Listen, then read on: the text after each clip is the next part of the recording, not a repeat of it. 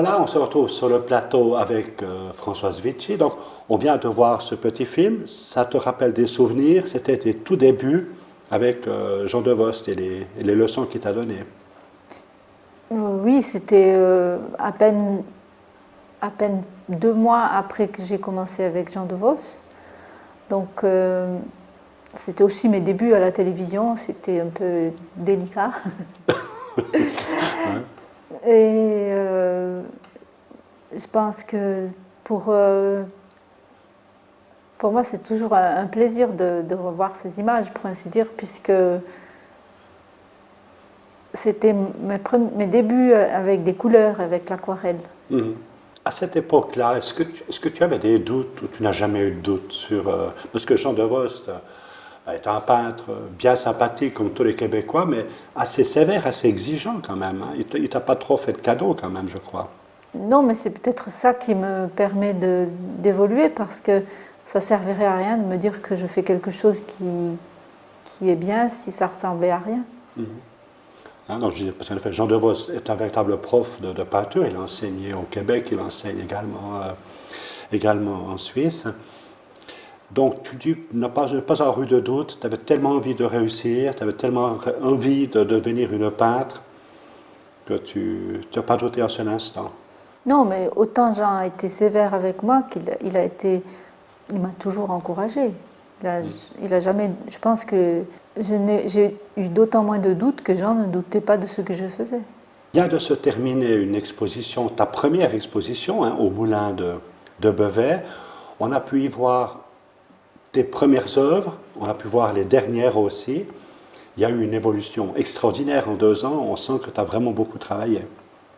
Oui, je crois que une fois qu'on a acquis certaines bases, on les oublie plus, et puis on va toujours, on peut toujours évoluer à partir de ce qu'on connaît. Mhm. C'est toi ou c'est Jean Devos qui cherche à faire toujours plus compliqué, à aller toujours plus loin? Parce que on voit maintenant que tu as fait des chandeliers, tu as dessiné des tables, des chaises, tu es en train d'étudier les perspectives. Il n'y a pas plus compliqué en dessin.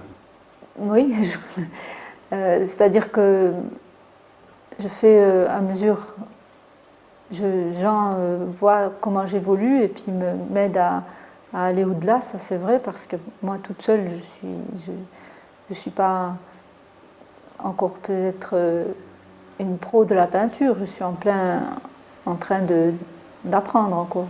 Mhm. Cette idée d'apprendre à peindre à des non-voyants, ça a fait son chemin grâce à toi ou à cause de toi. Jean Devos t'a donné des cours également ailleurs, en Suisse romande et en Suisse allemande. Oui, depuis l'année dernière, Jean a pris contact avec la Fédération suisse des aveugles. Il a pu donner des cours dans l'hôtel Solsana l'année dernière un week-end, cette année un week-end et une semaine. Et il a donné des cours à un autre groupe en Suisse allemande. C'est bien parce que tout le travail que Jean a mis en place pour me donner mes bases, il peut maintenant l'utiliser pour d'autres, et ça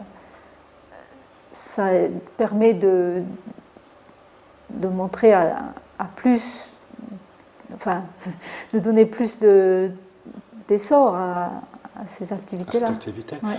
Lors du vernissage au Moulin de Bevet, des non-voyants sont venus de très très loin pour te rencontrer.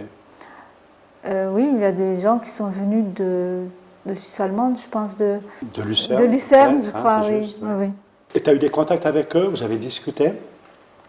Oui, ils m'ont dit qu'ils sont très heureux d'avoir trouvé Jean, pas par mon intermédiaire, mais par l'intermédiaire de la FSA, qui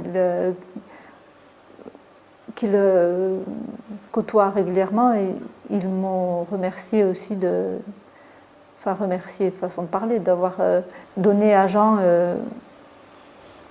l'envie de continuer avec eux. Enfin, je ne sais pas si on peut vraiment dire ça comme ça.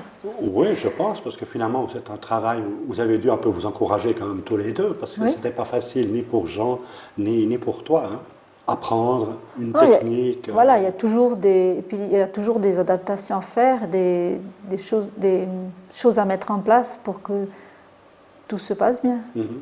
Nous sommes venus bien sûr visiter l'exposition que tu as faite au Moulin de Beauvais et qui est maintenant terminée. Nous y avons un petit peu écouté les gens, les commentaires. Nous avons interrogé 2 dames qui étaient là aussi et qui visitaient. Je te propose que nous les écoutions et puis ensuite on en discute tous les deux. Quand j'ai vu un article dans le journal sur une exposition que M. Deveau faisait avec Mme Vichy, donc qui était aveugle, je me suis dit, mais pas possible qu'on puisse avoir envie de peindre, qu'on puisse peindre, et comment un artiste peintre peut donner des cours, quelle est la technique, quels sont les supports. Et c'est pour ça que j'ai sensibilisé le club service auquel je faisais partie.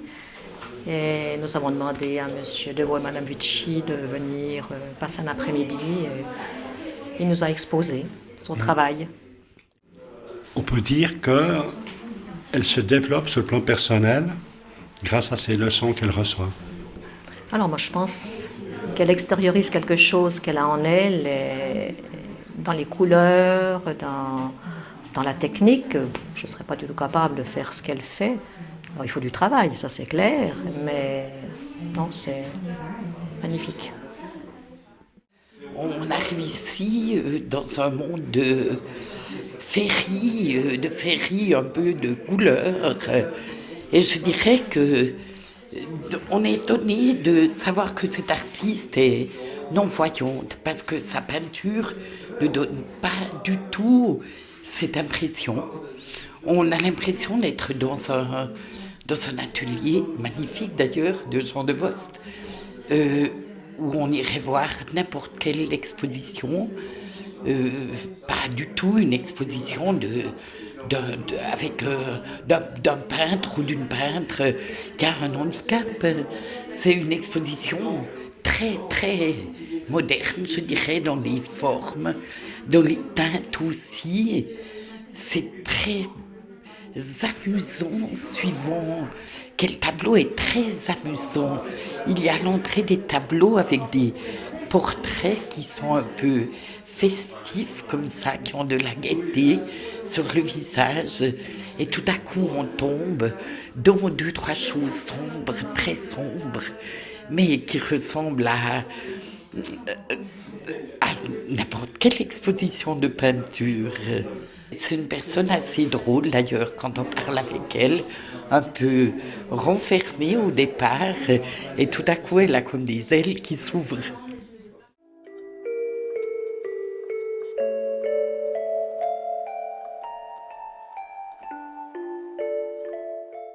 On se retrouve avec Françoise. Alors, c'est un véritable plaisir pour moi, qui te connais depuis tes débuts dans la peinture, de voir ce que tu réalises maintenant. Nos téléspectatrices et téléspectateurs ont pu voir également tes tableaux.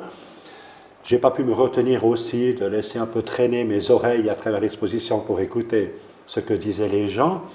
Le commentaire qui m'a touché, et j'aimerais bien avoir ton avis là-dessus aussi, c'est ces gens qui disent finalement, si on ne savait pas que la peintre était non-voyante, on ne s'en apercevrait pas. C'est le plus beau compliment qu'on puisse te faire, ou bien? Ben oui, parce que moi, ce qui m'intéresse, c'est pas de parler du fait que je ne vois pas. C'est de montrer que même si je ne vois pas, je vis des choses et je peux les exprimer. D'ailleurs, toi et Jean de Vost, je ne sais pas si vous n'avez peut-être même pas hésité du tout d'ailleurs, dans les invitations pour cette exposition, vous n'aviez pas mentionné que tu étais non-voyante. Oui, c'était volontaire. C'était volontaire parce que on voulait montrer de la peinture et pas une aveugle. Et ça, je pense, c'est le message le plus fort, enfin un des messages les plus forts que tu as envie de faire passer, mais qui a été, je crois, bien compris. Hein. Une dame aussi, même plusieurs, sont restées longuement devant certaines œuvres pour les commenter, pour dire qu'ils ressentaient, enfin ils lisaient beaucoup de choses dans ce que tu avais fait. Tu as dû aussi entendre, je pense, ces commentaires. Là aussi, est-ce que ces gens étaient très décalés par rapport au message que tu as voulu passer, ou alors ils ont parfaitement lu tes œuvres? Non, moi je pense qu'on peut trouver dans un tableau ce qu'on ressent. C'est bien si ce que je peins fait que des gens ressentent quelque chose face à mes tableaux. Il rentre un petit peu dans ton monde, il rentre un peu dans tes émotions. Disons, moi, j'ai l'impression de communiquer avec eux à ce moment-là. Et tu n'arriverais pas à communiquer autrement. Si. Je n'ai pas la prétention de communiquer seulement en peignant. Mais par la peinture, tu arrives à faire peut-être passer des messages, des sentiments que tu aurais plus de peine à faire passer autrement. Voilà, peut-être aussi. Je crois que quand, là où il n'y a plus des mots, il y a des couleurs. Absolument, magnifique. Ce que on va peut-être signaler maintenant, c'est ta prochaine exposition, hein, qui se déroule actuellement au Café du Château à Valangin jusqu'en février 2008. Là, on y voit quasiment tout ce que tu as créé en 2 ans, ou bien vous avez fait une sélection? Non, alors, on a fait une sélection parmi les tableaux que j'ai peints depuis 2 ans. Et ils sont exposés donc, au Café du Château avec des œuvres d'Huguette von Mühlenen qui sont du raku. Donc c'est du modelage, de la poterie, et le raku, c'est la façon dont c'est décoré. C'est très intéressant à découvrir comme façon de faire aussi. Huguette von Mühlenen est d'origine suisse, mais elle est établie au Québec, je crois, depuis 1980. Oui, depuis longtemps. Depuis longtemps. Hein. Donc, on peut voir au Café du Château tes œuvres et ces sculptures d'Huguette von Mühlenen. Est-ce que tu seras de temps en temps au Café du Château? Est-ce que les gens pourront t'y rencontrer?